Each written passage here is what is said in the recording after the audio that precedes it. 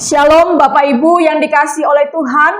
Bersyukur kembali kita boleh bersama-sama berjumpa di hari Sabat yang Tuhan anugerahkan bagi kita. Kita bersama akan mempersiapkan hati kita untuk mendengarkan kebenaran firman Tuhan. Namun sebelumnya mari bersama-sama kita satukan hati kita. Kita berdoa memohon pimpinan Tuhan. Mari kita berdoa.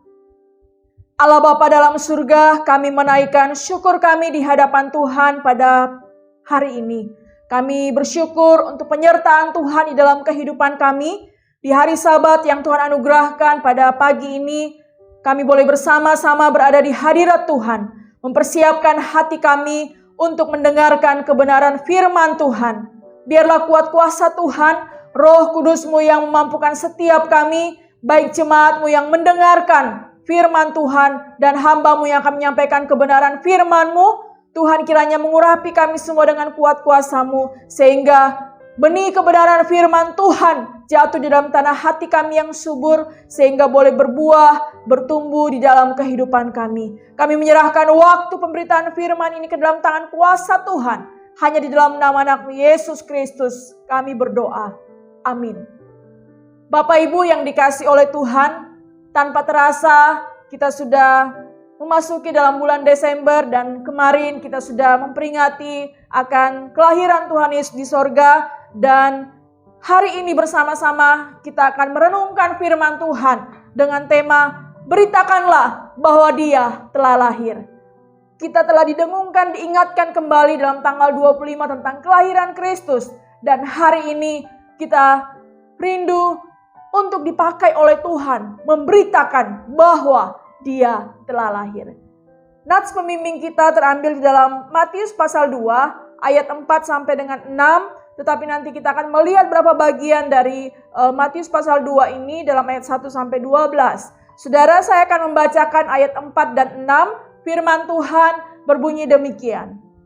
Maka dikumpulnya semua imam kepala dan ahli Taurat bangsa Yahudi. Lalu dimintanya keterangan dari mereka, di mana Mesias akan dilahirkan.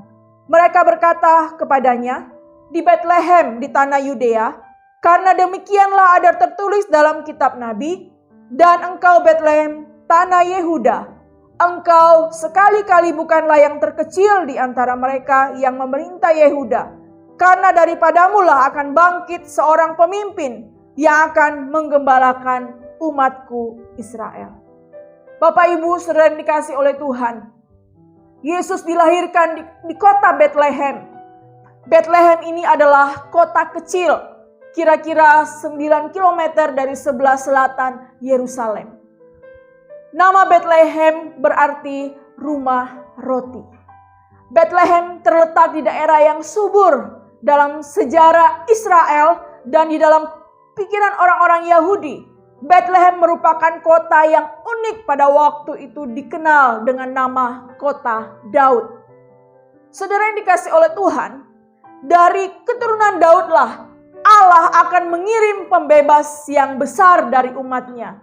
Janji kebenaran firman Tuhan, Nabi Mika mengatakan di dalam Mika 5 ayat yang pertama, tetapi engkau, hai Betlehem Efratah, hai yang terkecil di antara kaum-kaum Yehuda, daripadamu akan bangkit bagiku seorang yang akan memerintah Israel, yang permulaannya sejak purbakala, sejak dahulu kala.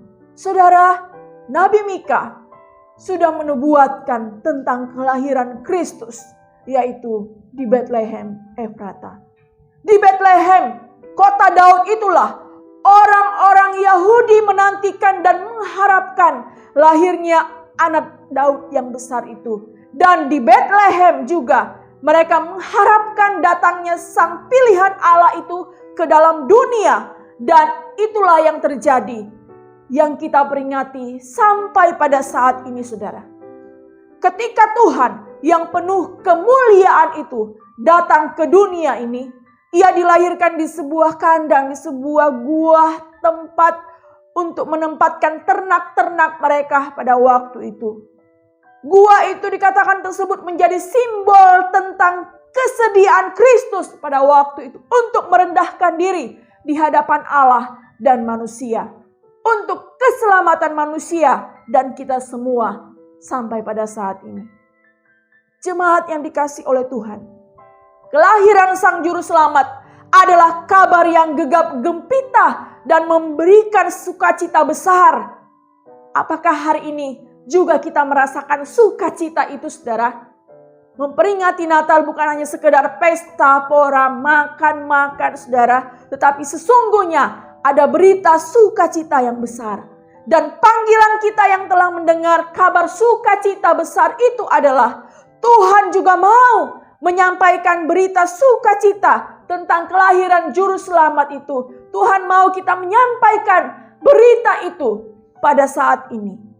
Nah, Bapak Ibu Saudara yang dikasihi oleh Tuhan, di dalam Matius pasal yang kedua ayat 1 sampai dengan 12. Kalau kita melihat dalam nats ini, saudara, ada 3 macam kelompok atau orang yang menyambut kelahiran Kristus ke dunia. Yang ketika mereka mendengar tentang berita kelahiran itu, saudara, ada 3 kelompok dan juga orang-orang dalam nats ini.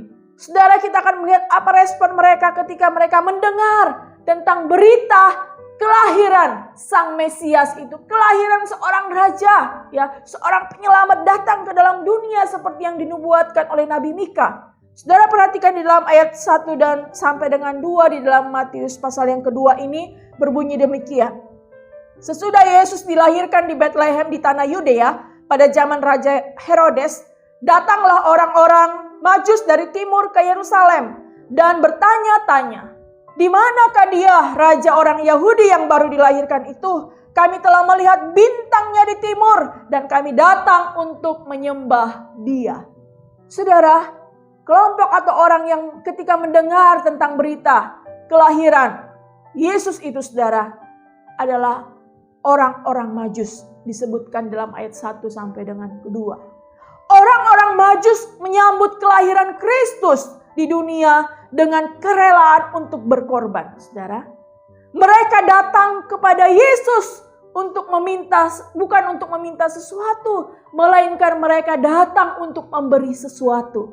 Ketika mereka mendengar bahwa di Betlehem, di tanah Yudea itu, ya, orang Majus dari timur itu bertanya-tanya pada waktu itu, "Di manakah dia? Kami diberikan tanda, yaitu bintang di timur itu." Bapak Ibu Saudara yang dikasihi oleh Tuhan, mereka tidak datang kepada Yesus untuk mendapatkan sesuatu, melainkan untuk kehilangan sesuatu. Perhatikan di dalam ayat yang kedua, saudara, bertanya, "Di manakah dia, raja orang Yahudi yang baru dilahirkan itu? Kami telah melihat bintangnya di timur dan kami datang untuk menyembah dia." Dalam ayat yang kedua ini, orang-orang Majus dikatakan mau datang untuk menyembah dia. Saudara, ketika mereka mendengar, respon mereka adalah melalui kerelaan mereka, orang-orang Majus ini, yaitu untuk berkorban. Mereka mendapatkan sesuatu yang tidak dapat dinilai dengan harta dunia ini, saudara. Perhatikan di dalam ayat yang ke-10, apa yang terjadi dengan orang-orang Majus dikatakan, ketika mereka melihat bintang itu, sangat bersukacitalah mereka. Saudara, sangat bersukacitalah mereka. Sukacita yang dirasakan oleh orang-orang Majus pada waktu itu mengalahkan waktu, tenaga, harta yang telah mereka keluarkan. Saudara, dalam perjalanan mereka, ketika mereka ditunjukkan tentang bintang itu, saudara, bukan hal yang mudah dalam perjalanan mereka. Mereka mengorbankan waktu mereka, mengorbankan tenaga mereka, harta mereka untuk pergi mencari di manakah raja orang Yahudi itu. Di mana dia dilahirkan? Kami mau datang untuk menyembah dia.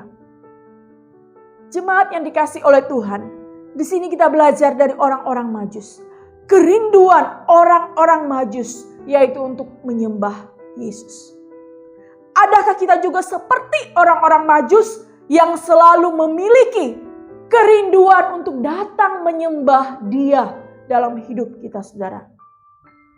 Mari kita melihat hari-hari dalam hidup ini, dalam ibadah kita, sungguh-sungguhkah kita datang menyembah? Sang Mesias itu. Di dalam kehidupan doa kita, saudara. Adakah ketika kita berjumpa dengan Kristus saat ini kita sudah mendengarkan tentang berita keselamatan itu. Hati kita juga seperti orang-orang Majus selalu rindu. Mengalami penyembahan yang benar bersama dengan Tuhan. Kehidupan kita yang diubahkan dalam penyembahan kita di hadapan Tuhan. Dan inilah yang menjadi sukacita yang besar bagi orang-orang Majus pada waktu itu. Bapak Ibu saudara yang dikasih oleh Tuhan. Kerelaan untuk berkorban. Kalau saudara lihat di dalam ayat yang ke-11 berbunyi demikian. Maka masuklah mereka ke dalam rumah itu dan melihat anak itu bersama Maria ibunya. Lalu sujud menyembah dia. Mereka pun membuka tempat harta bendanya. Dan dikatakan mempersembahkan persembahannya kepadanya. Yaitu emas, kemenyan, dan mur. Saudara, orang-orang Majus mempersembahkan korban. Harta benda mereka memberikan yang terbaik kepada Raja orang Yahudi. Kepada Kristus yang lahir pada waktu itu. Bapak Ibu saudara yang dikasih oleh Tuhan. Orang Majus mencari Tuhan dengan gigih. Saudara, mereka berjalan kaki pada waktu tidak ada kendaraan. Saudara, mereka naik unta yang menjadi kendaraan mereka. Mungkin melintasi padang gurun dengan udara yang panas. Badai pasir yang mereka hadapi, saudara. Mungkin juga mereka berhadapan dengan binatang buas dalam perjalanan mereka. Ketika mereka dituntun dengan bintang itu, saudara. Tetapi semua itu tidak menyurutkan niat mereka untuk menjumpai Kristus, Sang Raja yang mereka tahu telah dilahirkan. Bapak Ibu saudara yang dikasih oleh Tuhan, bagaimana dengan kita? Seberapa gigih kita mencari Kristus di dalam hidup ini saudara? Seberapa besar kerinduan kita untuk datang ke hadirat Tuhan? Kita sungguh-sungguh mengalami perubahan di dalam hidup ini saudara. Ketika kita memiliki relasi yang baik. Relasi yang erat dengan Tuhan. Bahwa hanya dialah yang sanggup mengubahkan kehidupan kita. Orang-orang Majus bersuka cita karena kelahiran Sang Raja. Orang-orang Majus ini memberikan persembahan kepada Sang Raja pada waktu itu. Menjadi perenungan kita, adakah kita juga seperti orang-orang Majus pada saat ini? Selalu datang untuk mau menyembah Tuhan. Selalu dengan sukacita menikmati akan hadirat Tuhan dalam hidup ini. Bahkan saudara, ada kerelaan kita berkorban ketika kita mau datang mencari Dia, mau membawa berita sukacita itu kepada orang lain. Tetapi sebelum kita memberitakan kabar sukacita itu kepada orang lain, diri kita dulu seperti orang-orang Majus ini saudara, harus memiliki apa saudara? Penyembahan kita dengan Tuhan. Kerelaan kita saudara dengan sungguh-sungguh mau mencari Tuhan seperti yang dilakukan oleh orang Majus. Ada perubahan yang terjadi dalam hidup kita, yaitu apa? Ketika kita berjumpa dengan Kristus, ada sukacita besar di dalam hidup saya dan saudara. Jemaat yang diberkati oleh Tuhan, kelompok atau orang yang kedua ketika mendengar tentang berita kelahiran Kristus ke dunia, di dalam ayat 3 sampai dengan 4 adalah Raja Herodes. Raja Herodes ketika ia mendengar berita dari orang Majus bahwa ada raja orang Yahudi yang baru dilahirkan, Herodes sangat terkejut. Perhatikan dalam ayat yang ketiga dikatakan, ketika Raja Herodes mendengar hal itu, terkejutlah ia beserta seluruh Yerusalem. Herodes mengumpulkan informasi ketika dia mendengar orang Majus, para imam, kepala ahli Taurat dengan alasan untuk menyembah dia. Kalau saudara melihat dalam ayat yang ke-8 dikatakan, kemudian ia menyuruh mereka ke Betlehem, katanya, pergi dan selidikilah dengan seksama hal-hal mengenai anak itu, dan segera sesudah kamu menemukan dia, kabarkanlah kepadaku supaya aku pun datang menyembah dia. Saudara yang dikasih oleh Tuhan, pada waktu Herodes mendengar hal ini, dia mengatakan pergi selidiki. Tetapi dengan alasan dia mau menyembah Yesus.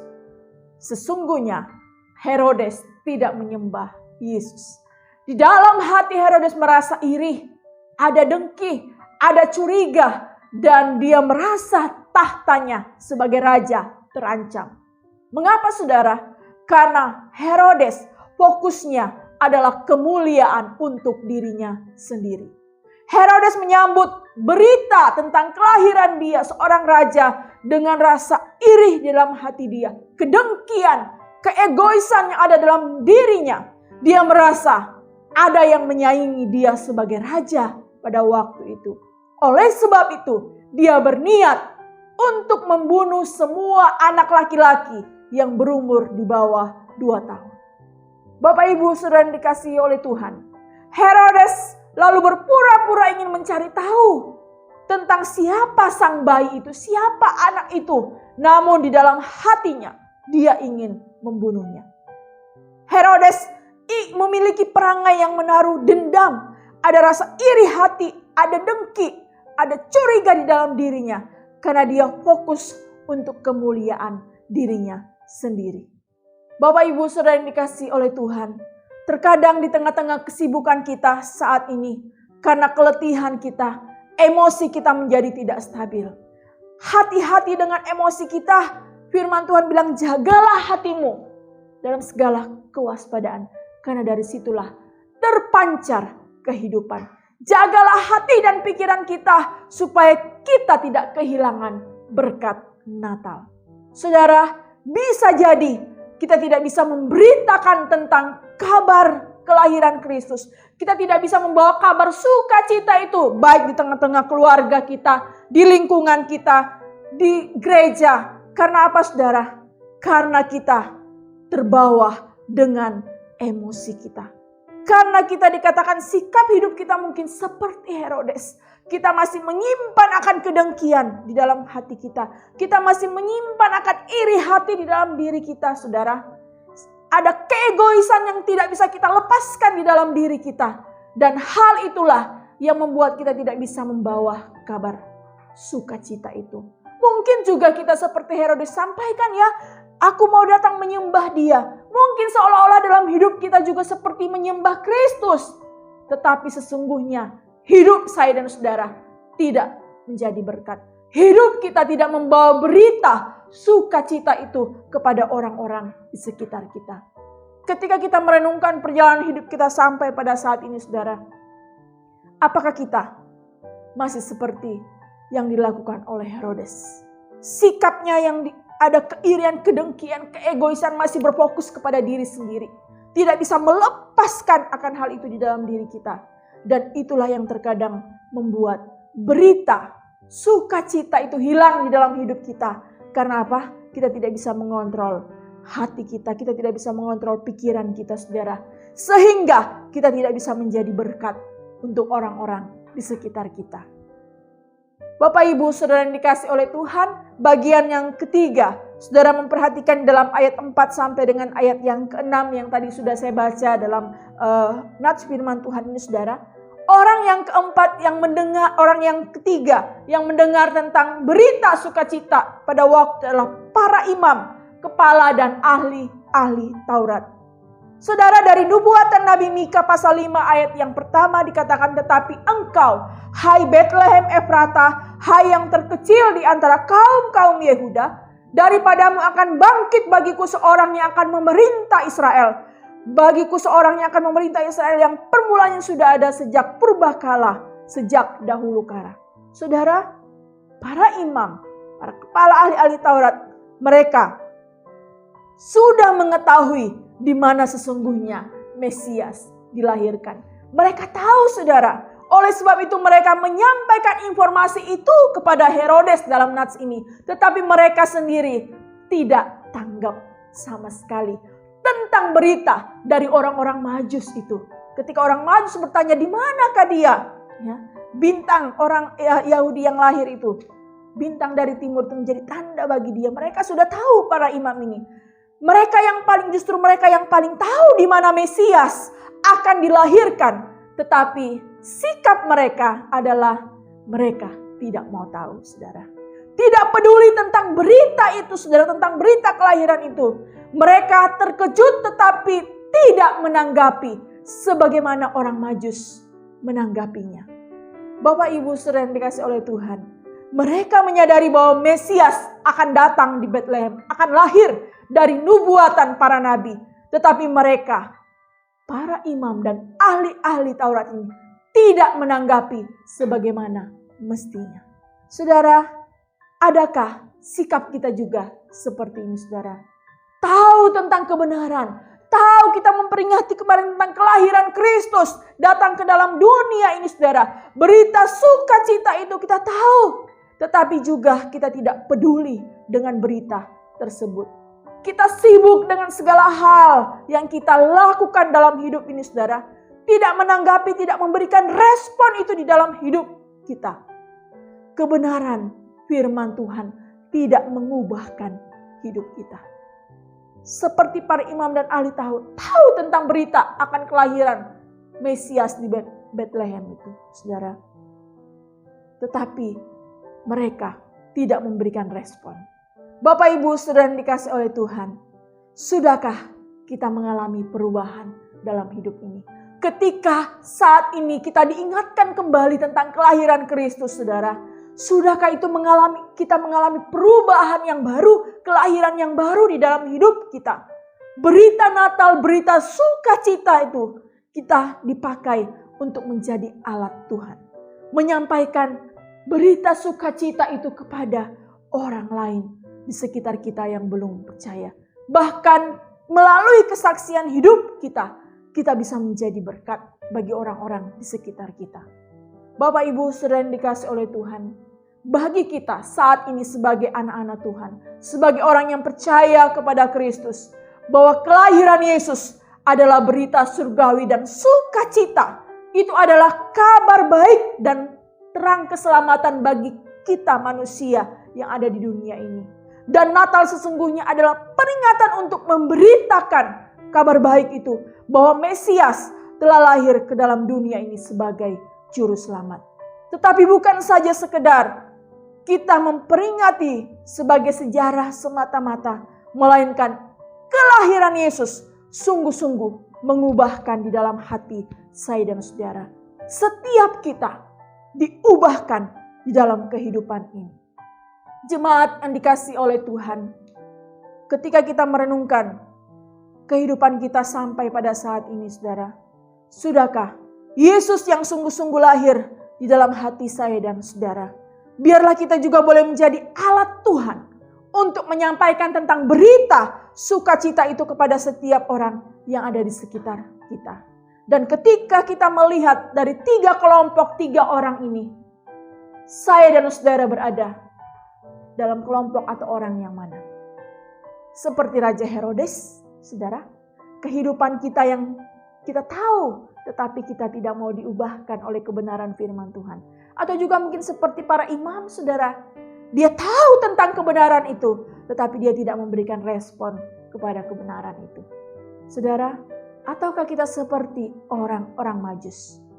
Orang-orang Majus dikatakan ketika dia berjalan dalam tuntunan dengan bintang itu, saudara, dia datang untuk menyembah dia, saudara. Dia datang untuk berkorban, saudara-saudara, berkorban, mencari Tuhan dengan gigih di dalam hidup dia, sampai dia berjumpa dengan bayi itu, saudara, yang memberikan sukacita bagi mereka. Dan biarlah dengan kita merenungkan kembali dalam bulan Desember ini, saudara, kita memperingati akan kelahiran Kristus. Kita pun juga diingatkan seperti orang-orang Majus untuk tetap gigih mencari Tuhan, menyembah Tuhan. Apapun situasi dan kondisi yang kita hadapi dalam hidup ini, seperti orang-orang Majus pada waktu itu, mereka berjalan kaki, ya, melintasi padang gurun, badai pasir, mungkin binatang buas, tetapi mereka sungguh-sungguh mencari Kristus sampai dia berjumpa dengan sang raja itu. Bahkan mereka rela berkorban, mempersembahkan yang terbaik kepada sang raja itu. Dan kita pun diingatkan pada saat ini, membawa berita tentang kelahiran Kristus itu di dalam kehidupan saya dan saudara. Kita sungguh-sungguh lebih dulu mencari Tuhan dalam penyembahan kita. Kita sungguh-sungguh setia mencari Tuhan apapun kondisi kita, dalam saat kita sakit, dalam saat kita susah, dalam saat kita senang, dalam kondisi kita. Mari kita tetap mau datang menyembah Dia. Kita sungguh-sungguh mau bisa berkorban, memberikan yang terbaik. Karena ketika orang-orang Majus ini berjumpa dengan sang raja itu, dikatakan ketika mereka melihat bintang itu sangat bersuka cita. Belum ketemu ya, baru lihat bintang, ada di situ. Mereka sangat bersuka cita. Dan ayat yang ke-11, ketika mereka masuk bertemu dengan Maria di situ, mereka lalu sujud menyembah, memberikan yang terbaik kepada sang raja itu. Jemaat yang dikasihi oleh Tuhan, biarlah kebenaran firman Tuhan ini mengingatkan kembali kita bahwa berita tentang kelahiran Kristus pun kita wartakan di dalam hidup saya dan saudara. Terlebih dulu kita diubahkan seperti orang-orang Majus ini, bahwa ada perubahan dalam penyembahan kita, diubahkan. Hidup saya dan saudara diubahkan di hadirat Tuhan dengan sungguh-sungguh kita mencari Tuhan. Dan ketika kita sungguh-sungguh sudah diubahkan, maka apapun akan kita persembahkan ke hadirat Tuhan. Bahwa segala hal yang kita miliki, saudara, adalah kepunyaan Dia. Dan berita sukacita Natal kita boleh nyatakan di dalam kehidupan kita sehari-hari, sehingga kita boleh menjadi berkat bagi orang-orang di sekitar kita. Mari kita berdoa. Allah Bapa dalam surga, kami menaikkan syukur kami. Kami boleh bersama-sama merenungkan kebenaran firman Tuhan. Kami diingatkan kembali pada waktu itu ketika orang-orang Majus mendengarkan akan kelahiran Sang Mesias. Raja Herodes mendengar, para imam mendengarkan akan berita itu. Tetapi kami bisa melihat bahwa orang-orang Majus sungguh-sungguh mau datang menyembah Dia, mempersembahkan yang terbaik kepada sang raja itu. Hari ini kami diingatkan kembali, ketika kami memperingati akan Natal itu, bukan hanya sekedar kami memperingatinya dalam sejarah kehidupan kami, tetapi satu hal yang Tuhan ingatkan, bahwa Yesus datang ke dalam dunia ini untuk menyelamatkan kami manusia yang berdosa. Dan ketika kami menerima berita itu, anugerah keselamatan dalam hidup kami, kami pun rindu membawa berita keselamatan dalam hidup kami melalui kesaksian hidup kami. Membawa berita itu pada orang-orang di sekitar kami, pada keluarga kami, pada teman kami, tentang kelahiran Sang Mesias, Sang Juru Selamat. Terima kasih ya Bapa. Kiranya Tuhan memberkati kebenaran firman Tuhan dalam kehidupan kami. Kami tetap setia seperti orang-orang Majus. Kesulitan apapun yang kami alami dalam hidup kami tetap mau datang menyembah Tuhan. Kami tetap mau mempersembahkan yang terbaik dalam hidup kami kepada Sang Raja itu. Terima kasih ya Bapa untuk kebenaran firman-Mu. Dalam nama Yesus kami berdoa.